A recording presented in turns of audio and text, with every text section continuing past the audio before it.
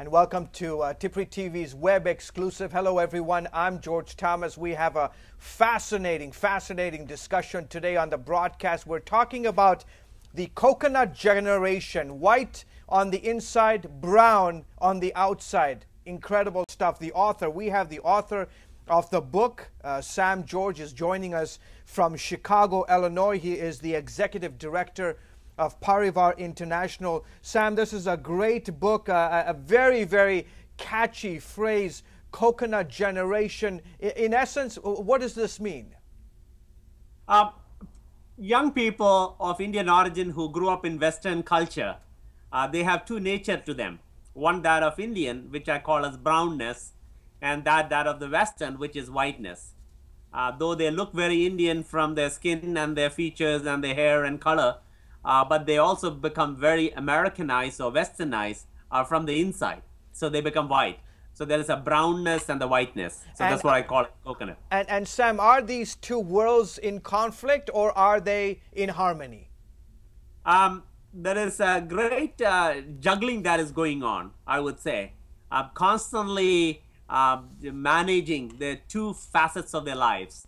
And sometimes they conflict, sometimes they go well, and sometimes they enjoy the merger of the East and the West. But often parents, among peers, and in community, there are a lot of juggling act that they do, and which is not easy. It takes a toll over a period of time. Can you tell us the situations or scenarios where somebody who is in this position, when the brownness comes out, and perhaps when the whiteness comes out? Are there situations that are peculiar or typical to those who are in this sort of category?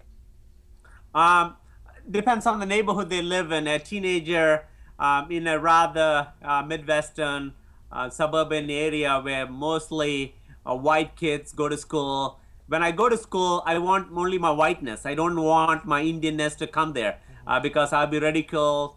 I'll be pulled up, I'll be called names. I want to avoid my brownness as much as possible.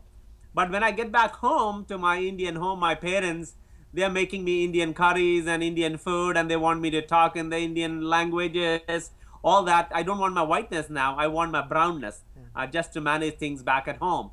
And so then the friend circles, relationships, so they're constantly involved in this, what I call as a juggling act.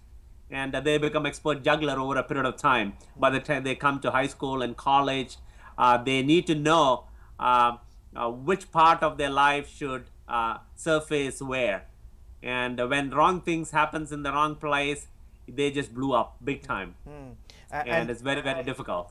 And obviously, living in this coconut sort of generation, you're dealing with all kinds of addictions and some of the challenges that you face. But I'm not going to ask you that question because folks have to tune in the next time here on TIPRI TV, because Sam is going to give us part 2 of this this book, Coconut Generation, and delve deeper into what this all means and how to survive perhaps in this sort of generation.